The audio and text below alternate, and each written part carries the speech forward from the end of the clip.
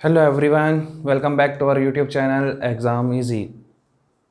हमारी जो topic wise series चल रही थी उस पर जो हमने लास्ट सब्जेक्ट किया हुआ था वो था हमारा स्टील स्ट्रक्चर।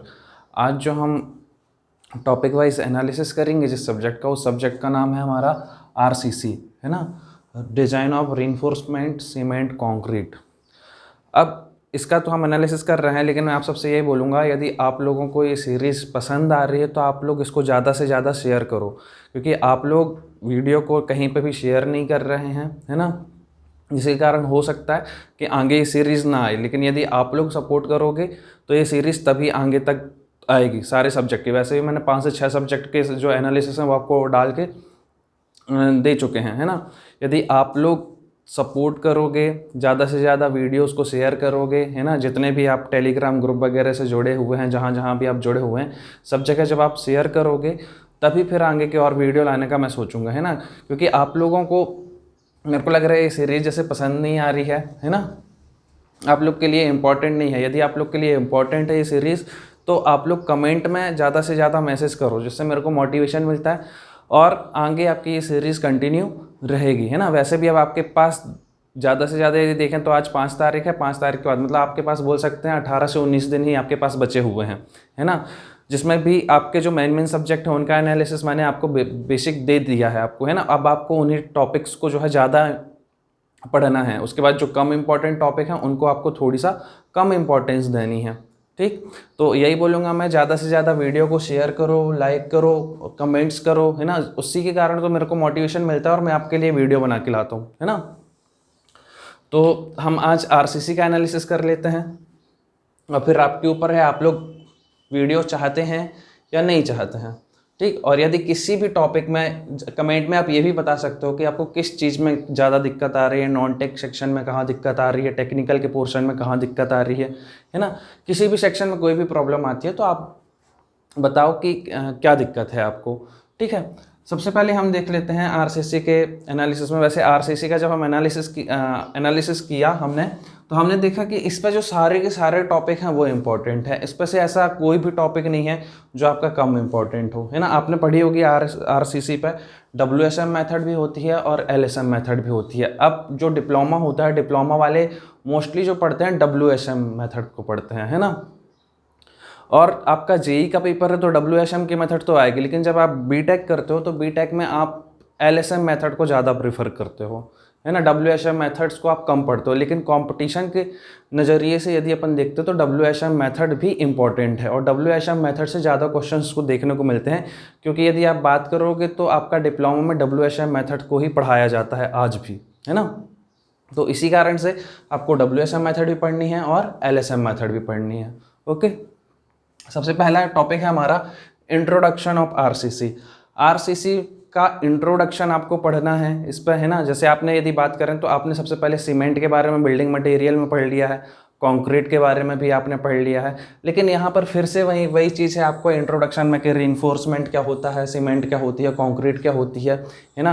क्या क्या कोडल प्रोविज़न इस पर दिए हुए हैं, किस तरह कौन कौन से कोड यूज़ किए जाते हैं, ये सारी चीज़ें आपको इंट्रोडक्शन ऑफ आरसीसी में कंप्लीट करना है, ठीक है।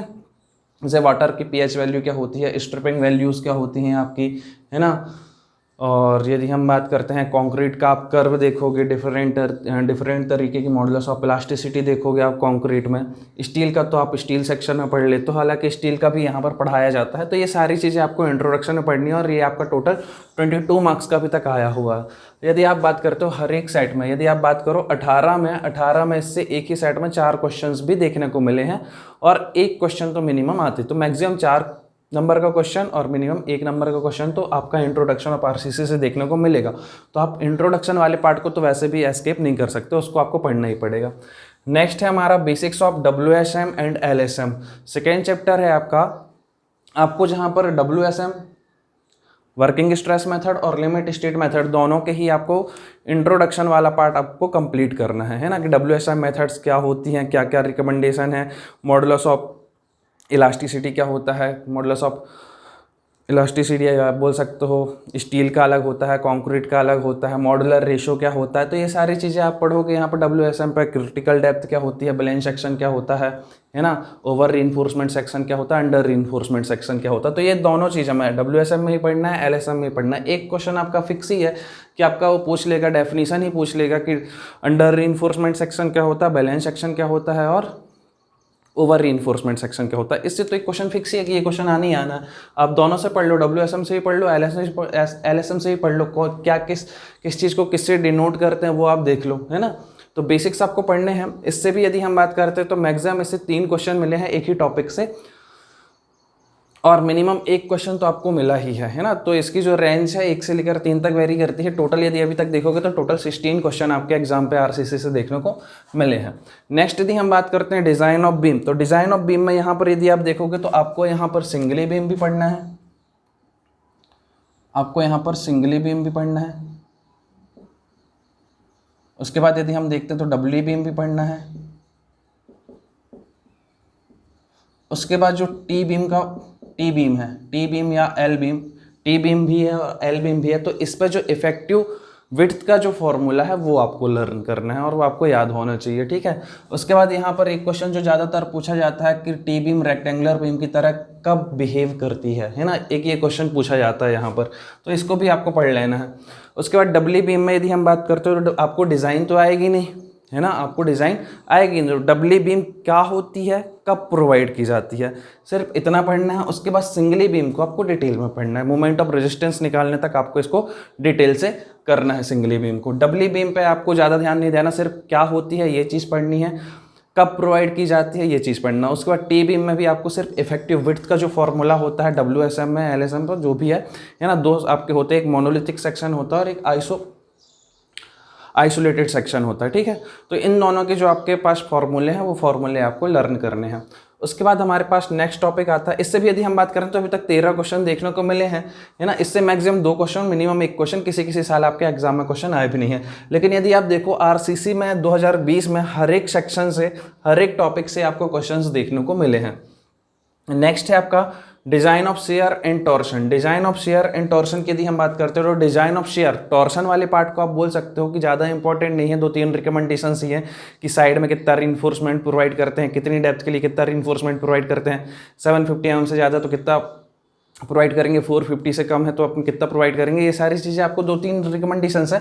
टॉर्शन में सिर्फ वही याद करना है, इक्विवेलेंट टॉर्शन का ज़्यादा है तो आप फार्मूला याद कर लीजिए। उसके अलावा यदि हम बात करते हैं design of share, design of share में आपको डिफरेंट टाइप के क्रिटिकल सेक्शन पूछे जाते हैं। कौन कौन से क्रिटिकल सेक्शन होते हैं, है ना, ये आपसे पूछा जाता है। और इसमें सबसे ज़्यादा इंपॉर्टेंट जो होता है वो आपका डेवलपमेंट लेंथ, एंकर लेंथ, है ना। ये सारी चीज़ें जो हैं आपकी, डेवलपमेंट लेंथ का फॉर्मूला तो आपसे पूछा ही जाता है। यहाँ तक कि आपसे टाउ BD की वैल्यू पूछ ली जाती है, टाउ BD परमिसिबल की वैल्यू पूछ ली जाती है ना। तो ये जो है डिज़ाइन ऑफ शेयर वाला पोर्शन, और टॉर्शन वाले में यदि डिज़ाइन ऑफ शेयर वाले पोर्शन की बात करोगे तो वो ज़्यादा इंपॉर्टेंट है, जिसमें डेवलपमेंट लेंथ से आपके क्वेश्चन आते ही हैं। नेक्स्ट यहाँ पर जो आपने ऊपर डिज़ाइन ऑफ बीम देखा था, तो जो बीम की डिटेलिंग होती है ना, जो बीम की डिटेलिंग है, 1-2 पेज में उसके शॉर्ट नोट्स बनाओ और उसको बार बार रिवाइज करो, क्योंकि डिटेलिंग से क्वेश्चन पूछता है बार बार, ठीक। और वही आपके काम पे भी आते हैं, जब आप स्लैब पढ़ोगे, स्लैब के डिज़ाइन करोगे तो वहाँ पर भी आपको काम पे आते हैं। तो कुछ बीम की डिज़ाइन स्लैब, जो बीम की जो डिटेलिंग होगी वो आपकी स्लैब में भी यूज़ होगी, ठीक है। नेक्स्ट यदि हम बात करते हैं, अच्छा यहाँ पे यदि देखो design of share and torsion से तो अभी तक 12 क्वेश्चन आए हैं। एक ही 2015 में बस देखोगे तो आपके सिर्फ 3 क्वेश्चन आए हैं एक ही साइड में, बाकी हर जगह पे 1-2 क्वेश्चन आपको देखने को मिलेंगे। नेक्स्ट यदि हम बात करते हैं design of slab, design of slab से यदि आप बात करते हो तो डिज़ाइन ऑफ स्लैब में आपका 1 वे स्लैब होता है, 2 वे स्लैब होता है ना। उसके बाद यदि हम बात करते हैं फ्लैट स्लैब होता है ना, रिब्ड स्लैब होता है, सर्कुलर स्लैब होता है। तो बहुत सारे टाइप के स्लैब हैं आपके, है ना। तो इन पे भी आप ज़्यादा ध्यान ना देके आप क्या करो, इनके जो रिकमेंडेशंस हैं, स्पेसिफिकेशन है डिज़ाइन ऑफ स्लैब की, सिर्फ आपको उनको पढ़ना है ना। जैसे 2 वे स्लैब जब आप पढ़ोगे तो उसमें 3 तरीके से 2 वे स्लैब के लिए मोमेंट निकालने के लिए मेथड होते हैं, डिफरेंट टाइप की मेथड्स होती हैं। उन मेथड्स के आप नाम याद कर लो और वो मेथड्स कब कब किस किस कंडीशन पे याद की जाती है। जैसे मार्कस मेथड है, उसका कोफिशिएंट क्या होता है वो आपको याद होना चाहिए, है ना। 1 वे स्लैब की डिज़ाइन तो जब आप बीम पढ़ोगे तो आप जब बीम की डिटेलिंग याद कर लोगे तो आपको 1 वे स्लैब की डिज़ाइन आसानी से बन जाएगी। तो बेसिकली वही पूछता। अब इस पर यदि देखोगे तो इसमें आपका 2020 में एक ही क्वेश्चन आया हुआ है एक सेट में। बाकी यदि आप बात करते हो 2016 में एक सेट में इससे 8 क्वेश्चन देखने को मिले थे।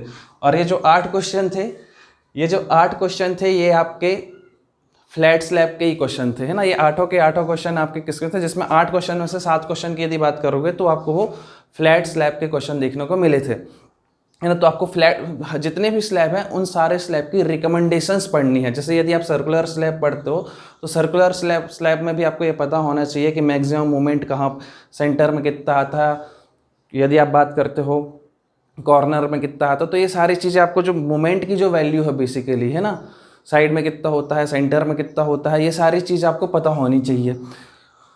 फ्लैट स्लैब की भी यदि बात करोगे तो फ्लैट स्लैब की बेसिक टर्म आपको पता होना चाहिए कि आपका कैप क्या होता है, कैपिटल क्या होता है ना, इस तरीके के जो क्वेश्चन होते हैं। रिब्ड स्लैब की यदि बात करोगे तो रिब्ड स्लैब की रिकमेंडेशंस भी आपको पता होनी चाहिए। तो इस स्लैब से भी एक अभी तक ज़्यादा क्वेश्चन नहीं पूछे गए हैं, लेकिन एक ही सेट में आपके फ्लैट स्लैब के 8 क्वेश्चन पूछे गए थे। तो फ्लैट स्लैब टोटल स्लैब से भी यदि हम बात करते हैं तो 19 क्वेश्चन आपके एग्जाम पे देखने को मिले हैं।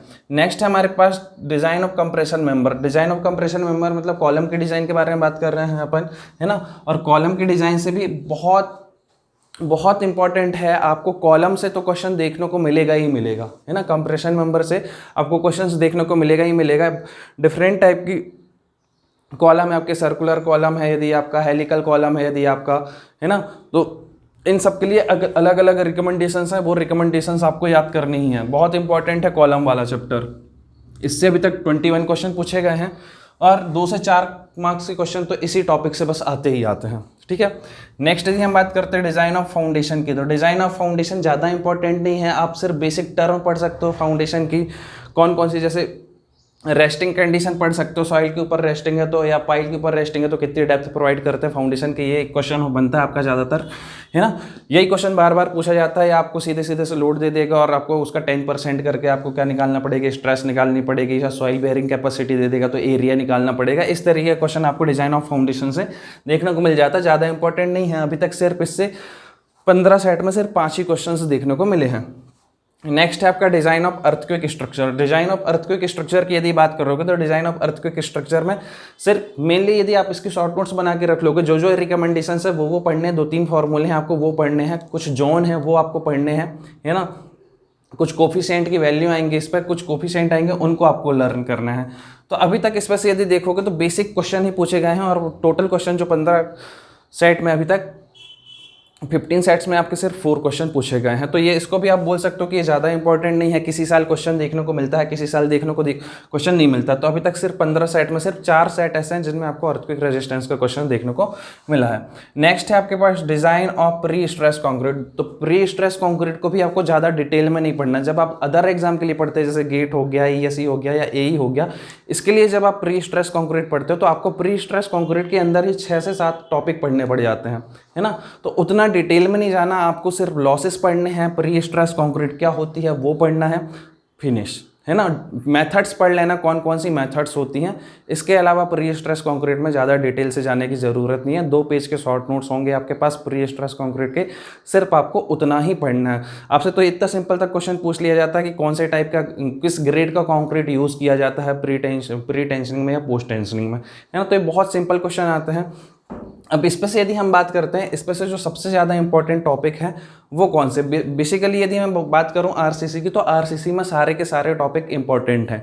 लेकिन यदि हम बात करते हैं जो आपको सीक्वेंस रखना है पढ़ने के लिए, सबसे पहले यदि हम बात करते हैं तो इंट्रोडक्शन वाला पार्ट तो आपको पढ़ना ही पढ़ना है, ये पार्ट पढ़ना ही पढ़ना है। बेसिक्स ऑफ WSM LSM पढ़ना ही पढ़ना है।